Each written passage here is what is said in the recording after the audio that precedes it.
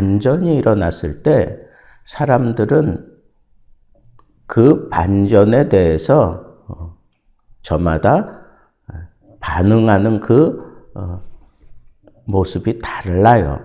그리고 그 반응에 따라서 내가 행동이 변화되는 사람도 있고 아니면 더 악하게 구는 사람도 있고 이런 반전이 아주 걷잡을 수 없게 막 소용돌이 치듯이 막 흘러가게 되면 사람들이 그냥 넋놓고 멍하니 있게 되는 경우가 참 많습니다. 자, 하만이 자기 꾀에 빠져가지고 자기가 상당히 높임을 받을 줄 알았는데 오히려 어떻게 됐어요? 완전히 반전이 일어났잖아요. 자기가 죽이려고 했던 그렇게 그냥 마음을 다잡고 와서 모르드게를 장대에 높이 달아야 된다고 왕에게 허락 맡으러 온 그 자리에서 뜻하지 않게 왕이 정말 존귀하게 하고 싶은 사람이 있는데 어떻게 하면 좋겠느냐 그랬을 때 거침없이 얘기를 했어요. 자기가 그 대상인 줄 알고 마지막 순간까지 자기밖에는 생각 안 하는 게 이게 아주 큰 낭패입니다. 그래서 모르드게에게 가서 자기가 말한 대로 왕의 옷을 입히고 그리고 왕의 말을 가지고 가서 거기 태우고 그리고 자기가 친히 끌면서 이게 돌아다니면서 왕이 존귀케 하고자 하는 자는 다 이와 같으리로다 그러면서 큰 소리로 외쳤어요. 세상에 자기보다 더 높은 사람은 없다고 생각했던 하만이 이렇게 완전히 종의 신세가 되어서 모르드게를 높이며 외치고 다니는 그때 그 하만의 심정이 어떻겠어요? 여러분들 같으면 어떻겠어요? 여기 보니까 하만이 번뇌했다 그랬어요. 번뇌했다. 이 번뇌했다고 하는 것은 이 머리가 그냥 깨질 듯이 아플 정도로 이 수치스러움을 느끼고 그러면서도 어쩔 수 없이 그걸 해야만 되는 그런 상황에 빠져 있는 그때 그는 사실 아무것도 할 수가 없었어요. 그냥 자기가 얘기한 대로 막 외치면서 다니는 세상 사람들이 볼 때에도 이거 희한한 일 아닙니까? 세상 사람들이 볼 때에도 이건 뭔가 이상한 조짐이 생겼구나라고 하는 걸 다 알지 않겠습니까? 바로 그때 하나님의 반전이라고 하는 생각이 누구보다도 가장 강력하게 느꼈던 사람은 모르드게와 하만일 겁니다. 그런데 번뇌밖에는 할 수가 없었어요. 그냥 속이 시끄러운 거예요. 그리고 머리가 땡땡 아픈 거예요. 근데 그게 다예요. 여러분, 하나님이 이렇게 심각한 상황을 다시 잡으려고 반전을 일으키실 때 이게 눈에 보이게 이렇게 보여지는 거예요. 그러면 그때 돌이켜야 되는데 돌이키지 않아요. 그냥 머리만 아픈 거예요. 수치스러움에 그냥 푹 빠져서 어찌할 바를 몰라 하는 거예요. 그리고는 그 시위가 다 끝나고 난 다음에 막 집으로 돌아갔습니다. 번뇌하면서 돌아갔어요. 그리고 자기 아내와 그리고 자기가 가까이 하는 친구들이 있으니까 이 사실에 대해서 이제 자초지종을 얘기하는 거예요. 자기를 편들어 주면서 그런 경우가 어딨냐 그러면서 막 왕을 욕하고 그리고 모르드게를 막 그냥 죽일 놈이라고 그러면서 막 해대던 사람들 아닙니까? 근데 그런 얘기를 전혀 하지 않아요. 전혀 하지 아니하고 이 상황을 직시하면서 나름대로 지혜로운 사람들이니까 모르드게를 이렇게 높이고 그리고 당신이 그 밑에 굴복하는 그런 모습으로 이런 상황이 역전되어 있으니 이 상황에 대해서 분명하게 얘기를 해요. 그 아내가 그리고 모든 친구들이 과연 유다 사람의 후손이면 모르드게가 당신이 막 전멸시키려고 하는 그런 후손이면 당신이 그 앞에서 굴욕을 당하기 시작하였으니 이건 유다 자손을 호위하는 후원하는 혹은 뒤에서 붙잡고 계시는 그 어떤 막강한 힘, 그 어떤 신이 지금 당신에게 분명히 다가서고 있는 것이다. 그러니 거칠 것 없이 앞으로 승승장구하며 나갔던 당신이 지금 그 막강한 힘과 마주 서 있는 것과 같다라고 하는 그런 차원에서 얘기를 하는 거예요. 능히 그를 이기지 못하고 당신이 그 앞에 굴복하게 될 것이다. 예언적인 그런 얘기를 해요. 이건 그 사람들이 볼 때에도 이건 지금 반전이 지금 일어났다라고 하는 것을 분명하게 선언하는 거예요. 그런데 보세요. 그 이후 어떤 일이 일어납니까? 아직 그 말이 그치지 아니하여 이제 당신이 굴복당할 수밖에 없다. 그러니 이제 이렇게 해야 된다. 저렇게 해야 된다. 이런 얘기들이 이제 나와야 되는데 그런 얘기들이 나오기도 전에 왕으로부터 보낸 그 내시가 이 사람을 데리고 왕궁으로 데려갑니다. 에스더의 잔치에 참여시키려고. 여러분, 어쩌면 회개할 기회조차 주지도 않는 거예요. 그냥 데려가는 거예요. 여러분, 한번 무언가에 떡 맞고 정신이 멍해지면 그때는 이 막 흘러가는 그 소용돌이 속에 갇혀버리고 나면 생각이 없어요. 이게 뭘까? 내가 정말 잘못한 게 뭔가 뭐 이런 생각 안 들어요. 그냥 멍하니 그냥 막 소용돌이에 휩싸여서 돌아가는데 무슨 생각이나 할 수가 있겠어요. 하나님의 노하심은 아주 지독스러울 정도로 악인들에게 아주 심각하게 닥쳐오는 겁니다. 여러분, 이런 상황들이 벌어지기 전에 하나님의 그 심판에 그 무서움에 빠지기 전에 돌이켜야 돼요. 돌이키면 살아요. 하만이 만약에 돌이켰다면 제정신 가지고 내가 이래서는 안 되는 거였구나. 아니 내가 잘못했구나. 엎드렸어야 돼요. 그런데 그냥 머리가 아프다라고 하는 건 아직도 자기가 살아있다는 거예요. 하나님의 섭리하심을 그는 인정하지 않는 거예요. 계속 자기를 살려가는 사람이 있어요. 하나님의 반전이 일어났을 때 이 상황을 바라보면서 하나님의 음성을 들어야 되는 거예요. 우리가 지난 주일날 성경 공부를 하면서 하나님의 음성을 듣는 4가지 그 방법을 하나님이 말씀하시는 그 4가지 방법 가운데 성경과 기도와 그리고 상황이야. 상황. 이 상황을 통해서 하나님은 메시지를 분명하게 전하는 거예요. 그 상황을 보면서 이런 반전이 일어나는 것을 보면서 하나님의 음성을 들을 수 있는 사람이었다면 그는 돌이키고 살았을 거예요. 그런데 그런 상황을 보면서도 그냥 머리만 띵하고 아프고 그냥 정신없이 소용돌이 치는 그 속에 빠지고 침몰해 가기 시작하는 거예요.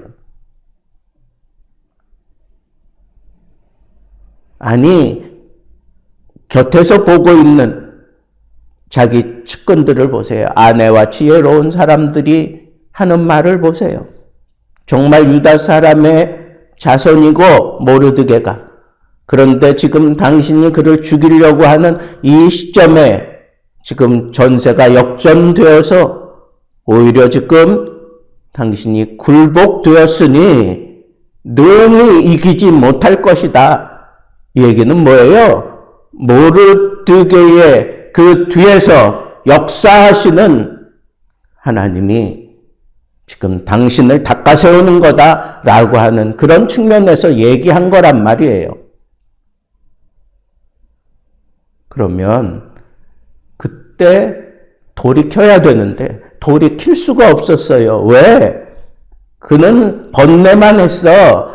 그는 이게 도대체 뭔가 이런 번뇌, 이럴 수는 없는 건데 나에게 왜 이런 일이 생기지? 모든 것이 하나님의 음성이 들려지고 하나님의 그 판단이 자기 눈에 비춰져야 되는데 그게 그렇게 되지 않아요. 다 자기 중심으로 생각하니까 답이 나오지 않는 거예요. 곁에서 보고 있는 사람들은 당신은 능히 이기지 못할 거다. 그렇게까지 얘기하는데도 이 사람은 그런 생각이 들질 않는 거예요. 그런 상황을 보면서도.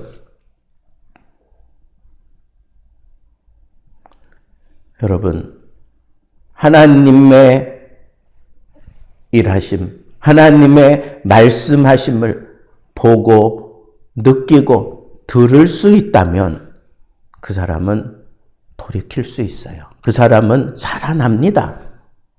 침륜에 빠져 죽지 않고 살아납니다. 큰 대양에서 조그마한 배가 큰 폭우를 만나고 높이 파도치는 그곳에서 막 그냥 어지럽게 돌아다니면서 막 떼굴떼굴 구르면서 정신없이 막 그럴지라도 그 상황 속에서 그들은 하나님을 향하여 부르짖는단 말이에요. 그런 상황에 굴하지 않고 하나님을 향하여 부르짖으며 하나님의 음성을 듣는단 말이에요. 그렇게 부르짖으면 하나님께서 말씀을 보내어 그 상황을 진전시키시고 그리고 그들을 삶의 길로 인도하신단 말이에요. 그런데 이런 사람들은 돌이킬 수 있는 기회조차 얻지 못하는 거예요.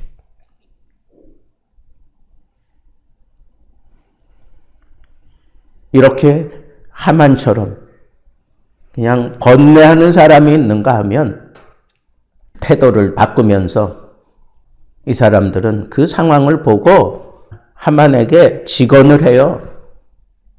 당신이 지금 심각한 상황에 지금 몰려왔으니 당신은 능히 이기지 못할 거다.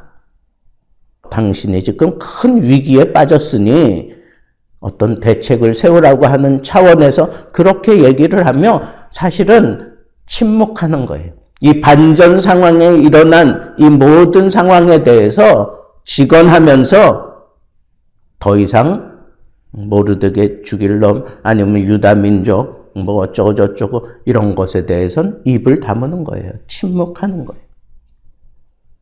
그래도 침묵하는 사람들에게는 기회가 열릴 수 있어요. 근데 하만과 엮여져 있기 때문에 나중에 함께 다 죽고 말죠. 그러나 침묵하는 사람들은 그래도 기회가 있을 수 있어요. 저는 오늘 말씀을 통해서 아주 두드러진 그런 행동용 3가지를 발견합니다. 하만처럼 그저 번뇌하다가 완전히 죽음의 소용돌이에 빠지는 사람. 그 사람은 하나님의 음성 들을 수 없어요. 하나님이 하시는 일을 볼 수 없기 때문에 그는 돌이킬 기회조차 없는 거예요. 둘째는 침묵하는 사람들이 있습니다. 어쩌면 비겁한 사람들일 수도 있어요. 그렇게 하만에게 심각하게 얘기해 놓고 자기들은 그 자리에서 빠져나왔어야 되는 거야. 그냥 입만 다물고 있으면 되는 게 아니에요. 그냥 자기를 생각하면서 그 사람들도 결국은 그렇게 침묵하고 있다가 그냥 그 사람들도 죽고 맙니다. 여러분, 우리는 이와 같은 어리석은 행동을 해서는 안 될 것이에요.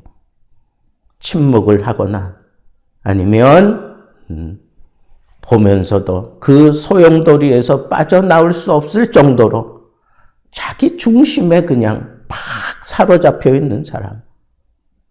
이런 반전의 모습을 보면서 직언도 하고 더 이상 입을 벌려 욕하지 않는 그런 침묵을 하는 그런 모습에 빠져 있는 사람들도 결국은 자기를 생각하기 때문에 자기라고 하는 굴레에 갇혀서 그 사람들이 돌이킬 수 없었다고 하는 이 사실을 우리는 알 수가 있습니다.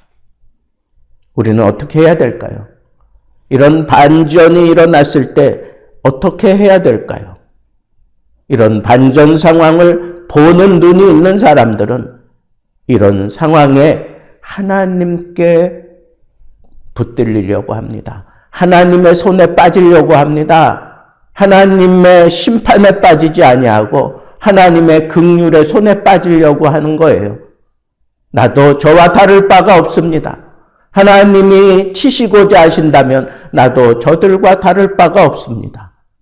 그러나 하나님 나를 긍휼히 여기시고 나를 불쌍히 여기시고 하나님의 손에 빠진 하나님 나를 지켜주옵소서.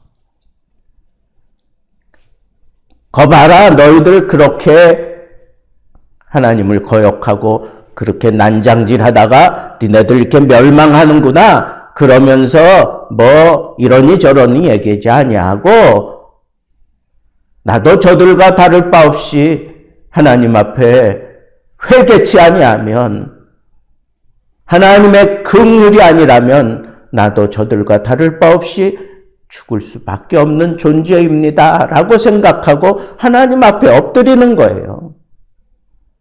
자기 의를 살리려고 하지 않아요. 예루살렘 망대에 무너져서 죽은 사람들을 향해서 저들이 저지른 죄 때문에 그들이 다 죽은 거 아닙니까? 예수님께 그렇게 물었을 때 예수님이 하신 말씀이 그거 아니에요. 회개치 아니하면 다를 바가 없다. 여러분, 세상이 힘들고 어려운 상황으로 돌아갑니까? 정말 악인들이 내 앞에서 고꾸라지는 그런 모습들이 보입니까? 그러면서 통쾌함을 느낍니까? 아니요. 우리는 그런 상황들이 일어날 때 우리도 하나님 앞에 회개치 아니하면 하나님의 긍휼이 아니라면 나도 저들과 다를 바가 없습니다 하는 그런 마음을 가지고 하나님 앞에 철저하게 자신을 무너뜨리는 거예요. 결론은 뭐냐? 자기가 사느냐 죽느냐에 따라서 내가 하나님의 구원을 얻느냐 하나님의 심판에 빠지느냐가 결정나는 거예요. 하만이 그랬고 하만의 아내와 그 사람들이 그 상황을 직시하면서도 자기 때문에 자기의 굴레를 벗지 못했기 때문에 그들은 다 심각한 침륜에 빠졌지만 나도 저들과 다를 바가 없습니다. 하나님이 심판하시려고 하면 나도 저들과 다를 바가 없습니다. 하나님 긍휼히 여겨주옵소서. 나를 불쌍히 여겨주옵소서. 하나님의 긍휼하심을 원하며 그 앞에 엎드릴 줄 아는 사람, 그 사람만이 이 반전의 상황 속에서 하나님의 손에 붙들리는 사람 되는 줄 알고 여러분 하나님의 손에 빠질 때 긍휼의 손에 빠질지언정 심판의 손에 빠지지 않는 지혜로운 하나님의 사람들 되기를 우리 주님의 이름으로 축복합니다.